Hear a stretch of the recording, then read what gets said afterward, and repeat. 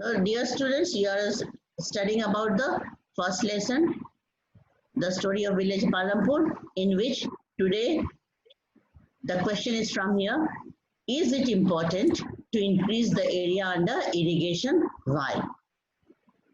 What do you think? Is it possible to increase area under irrigation? In India, irrigation is not up to 100%. Irrigation is only up to 40% of the cultivated land. है ना? India में irrigation facility अभी भी बहुत ज्यादा नहीं है. कितना है? कंट्री के टोटल एग्रीकल्चर लैंड का सिर्फ 40% ही इरिगेटेड है. लेकिन अगर तुम उधर देखोगे ना, नॉर्थ वेस्टर्न इंडिया में, जैसे पंजाब, हरियाणा और वेस्टर्न उत्तर प्रदेश का जो एरिया है, तो वहाँ हम कह सकते हैं कि more than 80% of the land is irrigated, है ना. वहाँ भाखड़ा नंगल डैम है और बहुत नेटवर्क है कैनाल इरिगेशन का.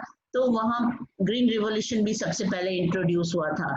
तो ये सब मिला के देखें तो नॉर्थ वेस्टर्न इंडिया में, जिसमें तीन चार प्लेसेस के नाम हम ले रहे हैं. कौन कौन? पंजाब, हरियाणा, वेस्टर्न उत्तर प्रदेश, और तुम नॉर्थ वेस्टर्न राजस्थान भी ऐड कर सकते हो इसमें. तो इतना जो रीजन है नॉर्थ वेस्टर्न इंडिया का, वो वहीं पर बहुत सफिशिएंट इरिगेशन सिस्टम है. लेकिन बाकी सारी कंट्री में देखें, अगर अपने पूरे देश में देखें, तो इरिगेशन हमारा सिर्फ 40% लैंड में है.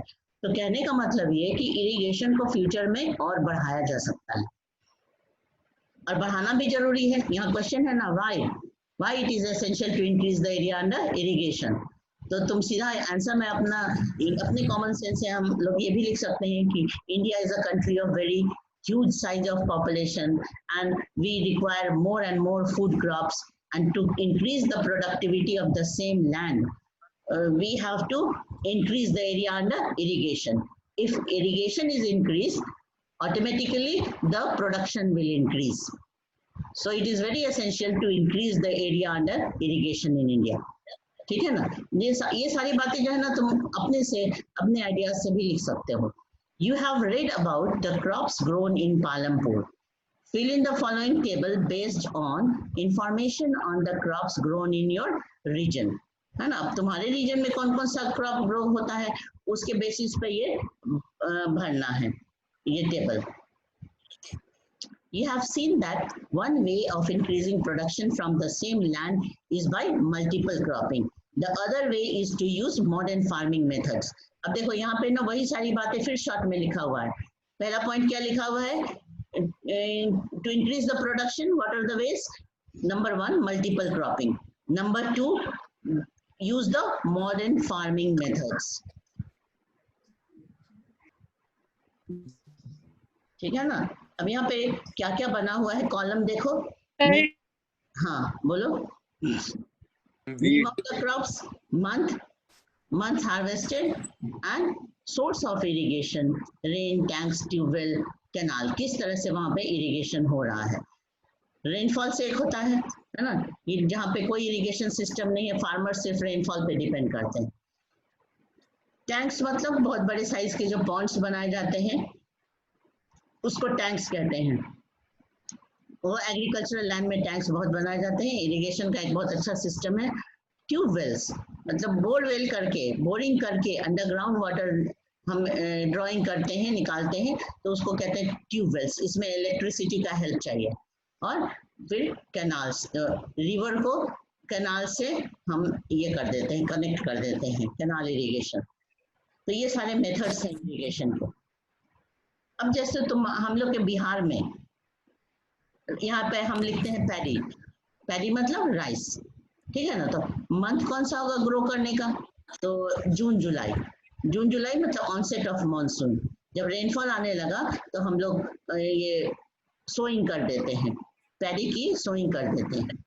हाँ, तो जून जुलाई अगस्त सितंबर होते होते ये अक्टूबर नवंबर में इसकी हार्वेस्टिंग होने लगती है. हार्वेस्टिंग है ना, मैंने पूरे क्रॉप्स की कटाई कब होती है? अक्टूबर नवंबर में. और यहाँ ये बात ध्यान देना कि जो सोइंग टाइम और हार्वेस्टिंग टाइम है वो रीजन टू रीजन 1-2 महीना वैरी करता है.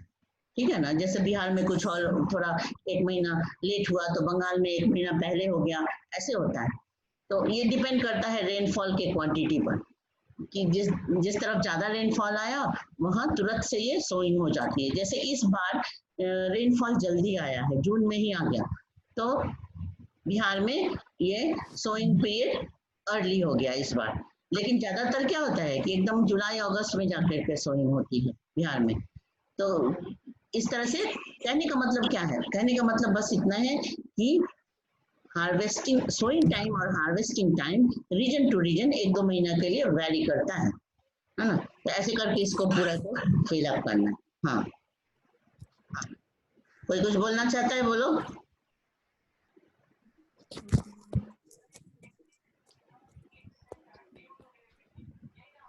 ये स्क्रीन दिख रहा है ना सबको, हम लोग आगे बढ़ते हैं इससे। यस हाँ। अच्छा, इसके सेकंड कॉलम में देखो क्या है। हाँ, ये तो हम लोग देख चुके हैं। हाँ।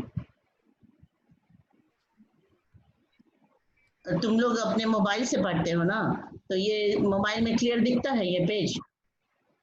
यस मैम, जूम कर लेते हैं। अच्छा, हाँ, वेरी गुड। हाँ, तो यहाँ से हम लोग थोड़ा सा भी देखें, फिर नेक्स्ट पेज है ये। अच्छा, लेसन 1 में कोई प्रॉब्लम नहीं ना है ज्योग्राफी में, जो कल टेस्ट में है, कई बार रिवीजन हो चुका है इसलिए हम छोड़ दिए हैं, तुम लोग खुद से रिवाइज कर लेना।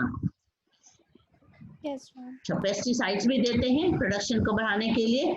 अच्छा, higher yields were possible only from a combination of HYV seeds, irrigation, chemical fertiliser, pesticides. ये तुम्हारा सारा पॉइंट उसी का आंसर हो गया, है ना। क्या क्या ऐड करते हैं यील्ड बढ़ाने के लिए? यील्ड मतलब प्रोडक्शन पर हेक्टेयर बढ़ाने के लिए क्या करते हैं?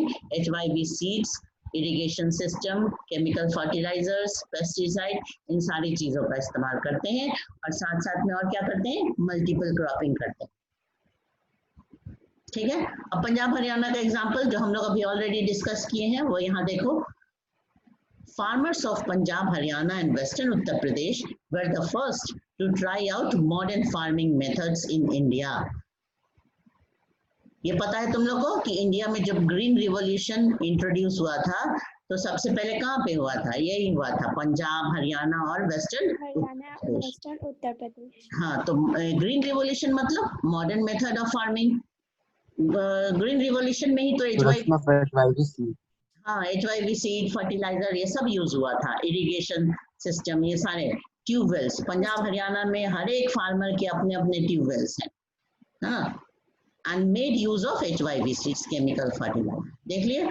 अच्छा, some of them bought farm machinery like tractors, threshers, which made plowing and harvesting faster.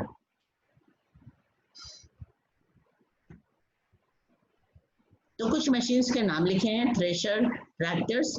Tractor से प्लाइंग का भी काम होता है, और थ्रेशर से क्या करते हैं? हार्वेस्टर होता है उसकी कटाई करने के लिए, और थ्रेशर से उससे ग्रेन्स निकालते हैं। They were rewarded with high yields of wheat. Wheat का प्रोडक्शन सबसे पहले बढ़ा इंडिया में, है ना। फिर पंजाब हरियाणा में और क्या करने लगे वहां के फार्मर्स? जब उन्होंने देखा कि पंजाब हरियाणा में वाटर की कोई कमी नहीं है, इरिगेशन सिस्टम इतना वेल डेवलप्ड था, तो वो लोग राइस कल्टीवेशन भी बाद में शुरू कर दिए। वीट कल्टीवेशन कई सालों करने के बाद राइस कल्टीवेशन भी शुरू किया, और अभी की ये हालत है कि राइस में भी रिकॉर्ड प्रोडक्शन होता है पंजाब हरियाणा में।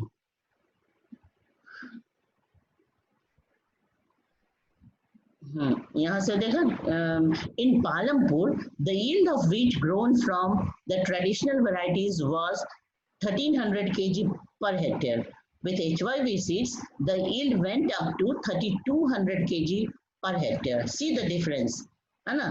The traditional method of farming gave only 1300 kg per hectare of grains, and after the use of modern techniques, what was the production? 3200 kg per hectare. The difference, है ना, कितना बड़ा difference आया, 1300 से बढ़ के 3200 kg हो गया। There was a large increase in the production of wheat. Farmers now had greater amount of surplus wheat to sell in the market. अब ऐसा होने से क्या होता है? फार्मर्स की इकोनॉमिक कंडीशन इम्प्रूव हो जाती है हाँ, कि फार्मर्स उसको मार्केट में बेचेंगे। ये कमर्शियल फार्मिंग इसी को कहते हैं कि जब हम मार्केट में बेच के मनी अर्न करने लगते हैं तो वो उस तरह का फार्मिंग किस में आता है, कमर्शियल फार्मिंग में आ जाता है। ये अपने होम कंजम्पशन के लिए थोड़ा सा रख के और बाकी सारा मेन क्या करते हैं, सेल करते हैं नेशनल मार्केट में, और एक्सपोर्ट भी होता है, इंटरनेशनल मार्केट में भी जाता है। तो जो अर्न करते हैं मनी, इससे फार्मर का कंडीशन अच्छा हुआ और उससे वो एग्रीकल्चर और भी इम्प्रूव होगा, है ना। जो लैंडलेस फार्मर हैं वो तो पॉवर्टी में रहते हैं, इसलिए वो एग्रीकल्चर को इम्प्रूव नहीं कर सकते। लेकिन जो इस तरह के फार्मर हैं जिनका सरप्लस प्रोडक्शन हो रहा है और बहुत सेल हो रहा है, तो वो सारे फैसिलिटी इकट्ठा कर लेते हैं जिससे फार्मिंग को इम्प्रूव किया जा सके।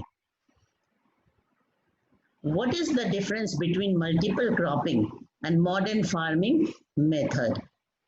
देखो, मल्टीपल क्रॉपिंग में तो है कि एक ही फील्ड में हम 3 बार क्रॉपिंग करते हैं, एक बार खरीफ, रबी, फिर पोटैटोज, वेजिटेबल्स ये सब लगाते हैं, तो 3 क्रॉप ग्रो कर लिए।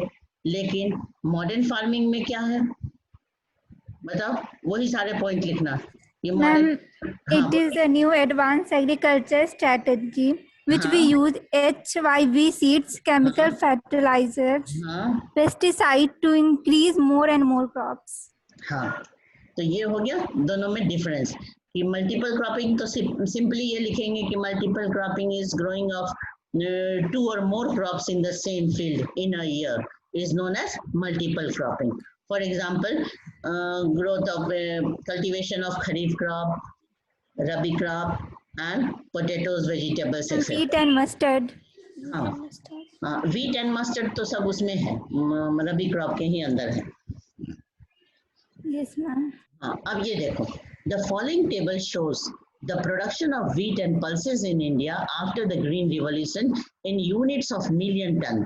मतलब मिलियन टन में ये प्रोडक्शन दिखाया गया है, किसका किसका, व्हीट का और पल्सेस का।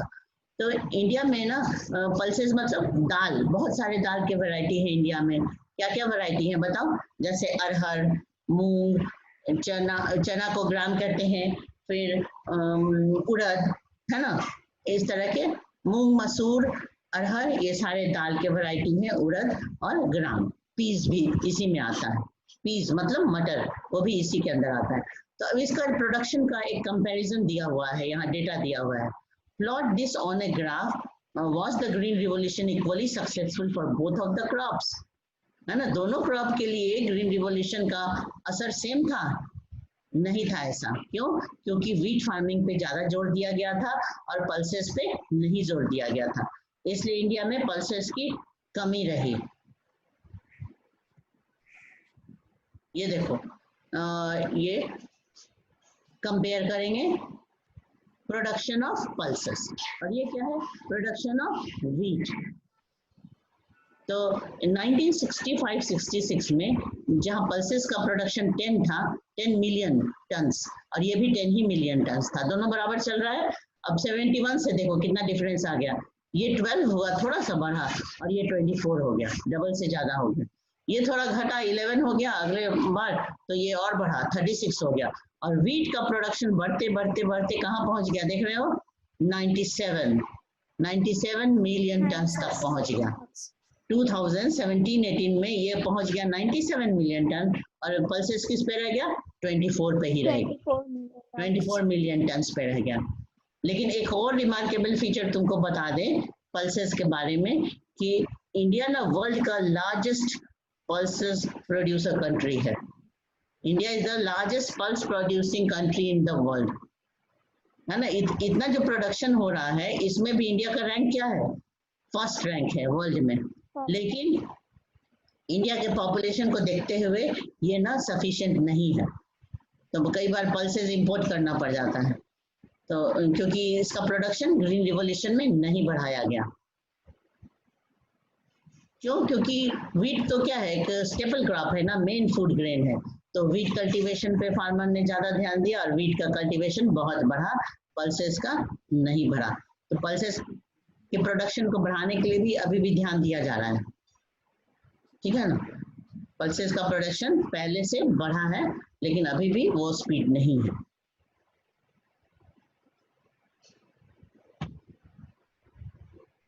तो वहां आंसर तुमको क्या मिला कि during the green revolution or the modern technique of agriculture, the production of wheat increased, but the pulses production did not increase because it was not given priority in the green revolution. ठीक है ना, pulses को उतना priority नहीं दिया गया था, इसलिए उसका प्रोडक्शन नहीं बढ़ा, उस रेशियो में नहीं बढ़ा जिस रेशियो में व्हीट का बढ़ा.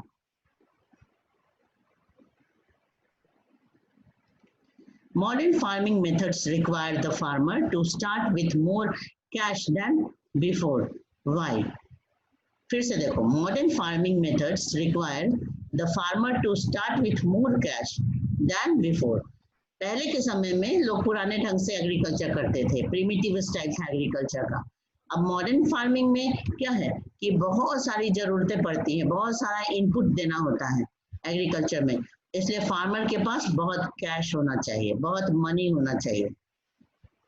तो modern farming requires lot of cash then the old method of farming. जो पहले हम लोग फार्मिंग करते थे वो उसमें क्या करते थे, ट्रेडिशनल सीड बचा के रखते थे और ना इरिगेशन की जरूरत थी नहीं कुछ, और रेनफॉल पे ही फार्मर एग्रीकल्चर करते थे और प्रोडक्शन भी ज्यादा नहीं होता था. अब तो मॉडर्न फार्मिंग में प्रोडक्शन कई गुना ज्यादा बढ़ गया और इसलिए इसमें कैश की बहुत जरूरत होती है, फार्मर के पास बहुत कैश होना चाहिए फार्मिंग स्टार्ट करने से पहले. ठीक है, किसी को हाँ किसी को कुछ बोलना है तो पूछो, फिर हम लोग आगे बढ़ते हैं. During your field visit talk to some farmers of your region, find out, है ना, फार्मर से क्या क्या पूछना है. किसी फार्मर से अगर मुलाकात हो या तुम्हारे विलेज होम से कोई फार्मर आता है तो उससे क्या क्या पूछेंगे कि what kind of farming methods, modern और ट्रेडिशनल और mixed, do the farmers use, है ना. Then what are the sources of irrigation, है ना, इरिगेशन के सोर्सेज क्या क्या हैं. तो बिहार की बात करें अगर हम लोग, तो बिहार में बहुत सारे एरिया हैं जहाँ पे कैनाल इरिगेशन है, बहुत सारे एरियाज में ट्यूबवेल्स भी हैं, लेकिन अभी भी बहुत बड़ा रीजन ऐसा है जहाँ मॉडर्न इरिगेशन फैसिलिटी नहीं है. फार्मर्स रेनफॉल पे ही डिपेंड करते हैं.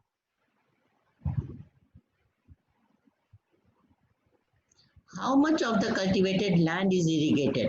Very little, nearly half, majority or all, है ना. कोई भी एरिया है, कोई भी विलेज है, वहाँ पे कितना इरिगेशन हो रहा है, बहुत कम हो रहा है कि हाफ इरिगेटेड एरिया है, टोटल एग्रीकल्चरल लैंड का हाफ इरिगेटेड है या फिर हाफ से ज्यादा इरिगेटेड है, मेजॉरिटी है, या कि पूरा पूरा इरिगेटेड, है ना. From where do farmers obtain the inputs that they require? Farmers जो भी इनपुट देते हैं अपने एग्रीकल्चर में वो उनको कहाँ से मिलता है ना, या बैंक से लोन लेते हैं, कैसे खरीदते हैं, या उनके पास पहले से अपना एसेट है ना, पहले से कैश मनी है. क्योंकि देखो जो रिच फार्मर है ना, उनके पास अपने क्रॉप सेल करके बहुत पैसे रहते हैं, वो अपने एग्रीकल्चर में इतना इन्वेस्ट कर सकते हैं. लेकिन जो लैंडलेस फार्मर हैं उनके पास नहीं रहता है एग्रीकल्चर में इन्वेस्ट करने के.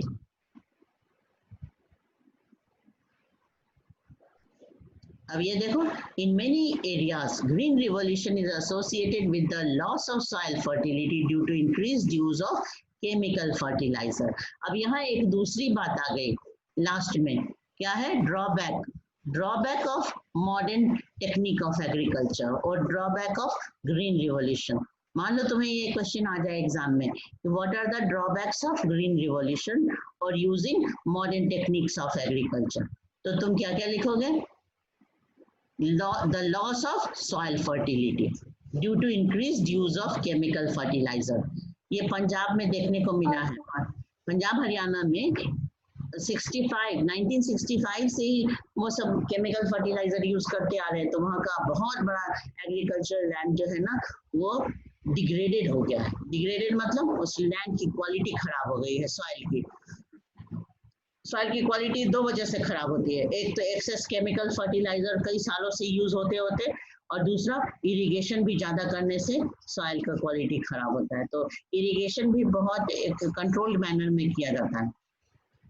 Also, continuous use of groundwater for tube well irrigation has led to the depletion of water table. अब ट्यूब वेल से जो बोरिंग करके वाटर निकालते हैं उससे इतना ज़्यादा वाटर का एक्सट्रैक्शन किया है यहाँ के फार्मर्स ने, पंजाब हरियाणा के फार्मर्स ने, कि वहाँ का वाटर टेबल लोअर्ड हो गया, वाटर टेबल नीचे चला गया।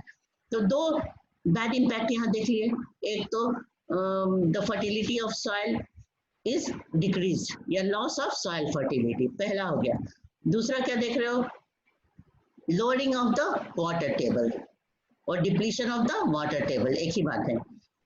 फिर environmental resources like soil fertility and ground water are built up over years, है ना। सॉइल जो है ना वो तुरंत से तैयार नहीं होता है, सॉइल फॉर्मेशन एक बहुत स्लो प्रोसेस है।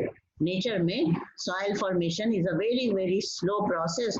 तो अगर सॉइल खराब हो गया तो वो जल्दी से रिप्लेनिश नहीं होता है, मतलब जल्दी से फिर से तैयार नहीं होता है। तो सॉइल को ना बहुत कंजर्व करना है, बहुत प्रोटेक्ट करके रखना है, क्योंकि इसको बनने में ईयर्स लग जाते हैं, ईयर्स, हजारों हजार साल लग जाते हैं। Once destroyed it is very difficult to restore them. Restore them मतलब उसको फिर से बनाना, फिर से फर्टाइल करना सॉइल के को बहुत डिफिकल्ट है। We must take care of the environment to ensure future development of agriculture. इसलिए ऐसा नहीं है कि एकदम रेकलेसली ग्रीन रिवॉल्यूशन के जो मॉडर्न टेक्निक है उसको हम अडॉप्ट करते चले जाएं, नहीं। उसमें क्या देखना है कि हमारा वाटर टेबल, सॉइल की क्वालिटी सब ठीक ठाक है कि नहीं, ये देखना भी बहुत जरूरी है। Chemical fertilizers provide mineral which dissolve in water and are immediately available to plant, but these may not be retained in the chemical fertiliser जो है वो तुरंत से तो फायदा पहुंचाता है, लेकिन लैंड में नहीं रह सकता है। 240 families cultivate small plots of land less than 2 hectares in size. and इधर देखो पहले, they may escape from the soil and pollute groundwater.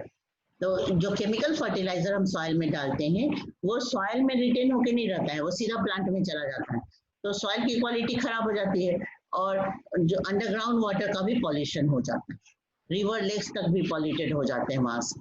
Chemical fertilisers can also kill bacteria and other microorganisms in the soil. देखो bacteria और microorganisms का बहुत important role है soil को fertile बनाने में, तो ये भी खत्म हो जाते हैं केमिकल फर्टिलाइजर से। This means some time after their use the soil will be less fertile than ever before, ठीक है ना, इसलिए सॉइल की फर्टिलिटी घट जाती है। The consumption of chemical fertilizer in Punjab is highest in the country. देख लिए कि पंजाब में केमिकल फर्टिलाइजर का कंजम्पशन सबसे ज्यादा है। अच्छा ये हम लोग कंप्लीट कर लें अभी, है ना, क्योंकि अब टाइम हमारा लग रहा है कि एक मिनट में खत्म हो जाएगा। हाँ, तो chemical fertiliser another inputs to achieve the same production level, this means cost of cultivation is rising very fast. अब हर साल केमिकल फर्टिलाइजर का डोज बढ़ाते बढ़ाते क्या होगा कि कॉस्टली हो जाएगा एग्रीकल्चर करना, ठीक है। तो आज तुम लोग क्या पढ़े कि what are the drawbacks of modern technique of agriculture, आज का यही क्वेश्चन हुआ, ये क्वेश्चन नोट कर लो। What are the drawbacks of using modern technique of agriculture.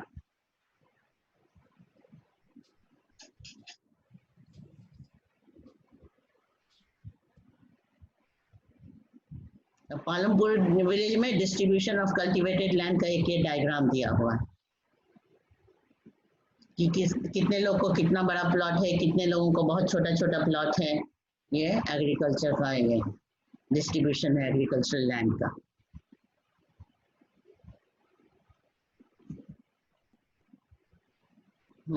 अब कुछ बताओ तुम लोग, हाउ लैंड इज डिस्ट्रीब्यूटेड, ये लास्ट टॉपिक है। हाउ